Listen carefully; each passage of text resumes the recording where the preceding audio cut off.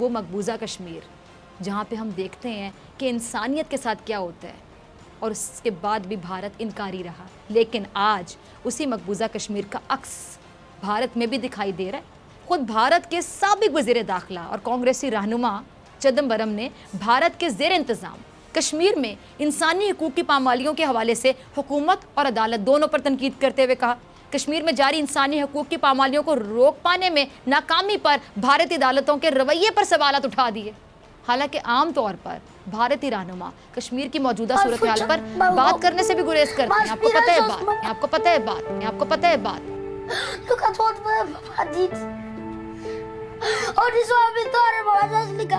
क्या ये मोदी का शाइनिंग इंडिया है? इसी पर बात करने के लिए मैंने मेहमानों को दावत दी है। मेरे साथ मेहमान मौजूद हैं ब्रिगेडियर रिटायर्ड हारिस नवाज साहब। ब्रिगेडियर साहब बहुत शुक्रिया ज्वाइन करने के लिए। और इसके साथ मलिहा हाशमी हमें ज्वाइन करेंगी, इंटरनेशनल अफेयर्स पर बड़ी मजबूत गिरफ्त रखती हैं मलिहा, बहुत शुक्रिया ज्वाइन करने के लिए। और भारत से मेरे साथ मौजूद होंगे भारतीय सहाफ़ी कमर आगा साहब और रोहित शर्मा साहब। आप सबका बहुत शुक्रिया ज्वाइन करने के लिए। गुफ्तगू का आगाज़ मैं रोहित शर्मा आपसे करना चाहूँगी। मकबूजा कश्मीर में रहने वालों को रोहित जीने का हक कब देंगे? पिताजी, पहले तो मैं आपको बताना चाहूंगा, आपने एक सैड स्टोरी में से, एक सैड न्यूज में से एक लीड आउट जो दिया, बड़ा इमोशनल लीड आउट, वो ऐसा ही कुछ मेन कैंप में एडोल्फ हिटलर बोलते हैं।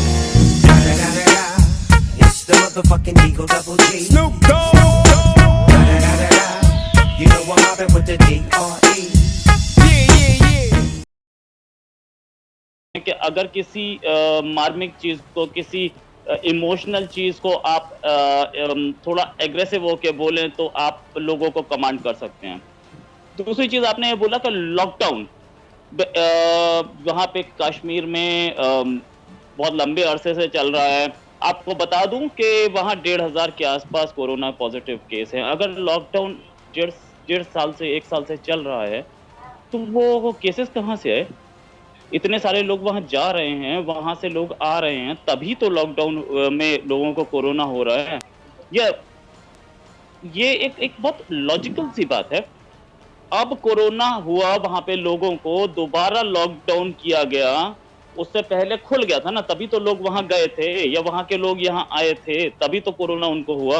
अदरवाइज कोरोना कश्मीर में ओरिजिनेट नहीं हुआ था, चाइना में ओरिजिनेट हुआ था, वहां से इटली गया, इटली से इंडिया आया। दूसरी चीज डोमिसाइल कानून। जहां तक आप डोमिसाइल की बात कर रहे हैं तो इंडियन टेरिटरी, इंडिया में जो इंडिया के जो एरियाज हैं, इंडिया वहां पे अपना डोमिसाइल लगाता है और लगा सकता है, पूरा राइट है उसको। कश्मीर में जो डोमिसाइल है वो कैसे बनेगा, कब बनेगा, कौन से कानूनों के तहत बनेगा, ये चीज पाकिस्तान तो शायद ना समझाए हमें, क्योंकि हमने भी पाकिस्तान को कभी नहीं बोला इस्लामिक कंट्री आप बने थे, कभी आपको बोला था? आप तो सेक्युलर थे, आप भी तो भूल गए अपने कायदे आजम साहब की वो तकरीर को, जिसमें उन्होंने बोला था कि Pakistan is a secular state and will remain a secular state.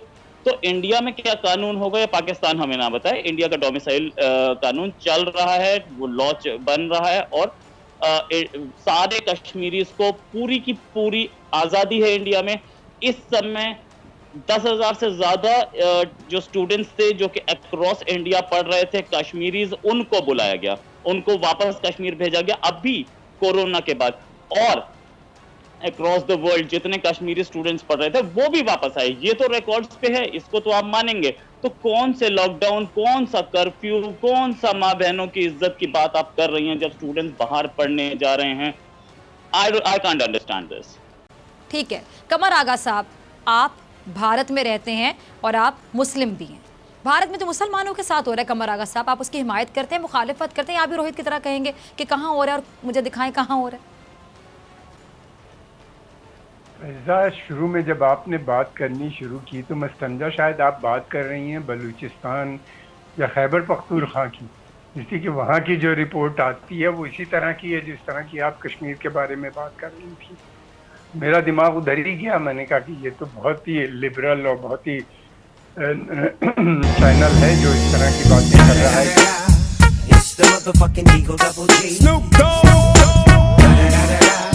You know I'm mobbing with the D.R.E.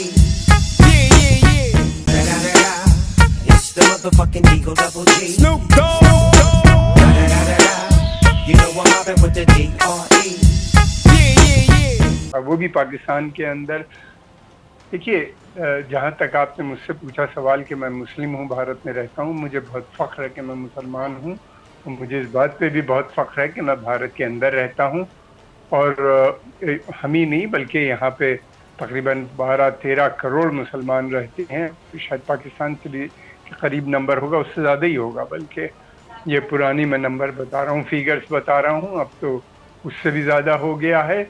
और हम लोग के पास बिजनेस है, हम लोग को हर किस्म की आज़ादी है, बड़ी बड़ी यूनिवर्सिटीज़ हम लोगों ने खोल रखी है, बहुत बड़ी बड़ी फैक्ट्रियाँ मुसलमान चला रहे हैं, सिप्ला और विप्रो और जैसी बड़ी कंपनीज। इसके अलावा पता नहीं कितनी वो कार्ड और जिनका शुमार ग्लोबल बड़ी कंपनीज में होता है, मुसलमानों की उसके ओनरशिप है।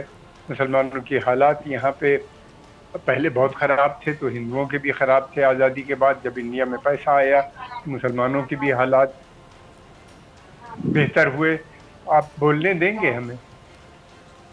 और फिर उसके बाद ये कि जहाँ तक है हिंदुस्तान के अंदर गुर्बत भी है, मुसलमानों में भी गुर्बत है, तो हिंदुओं का भी एक बहुत बड़ा सेक्शन गरीब है। कमर साहब सॉरी मैं आपकी बात को काट रही हूँ, ये जो इतने एहतजाज कर रहे लोग भारत में, वो मुसलमान हैं या हिंदू हैं? कौन एहतजाज कर रहा है, किन चीजों पे? यहाँ पे उनके साथ क्या वो अकेले मुसलमान थे? नहीं, एक सेकंड मुझे बात करने दीजिए, एक सेकंड। जो एहतजाज कर रहे थे वो अकेले मुसलमान नहीं थे। अब मैं क्या बोल रही हूँ, कौन एहतजाज? हिंदुओं की। एक मिनट फिजा बात करने दो, अगर बुलाया है तो। उनके साथ एक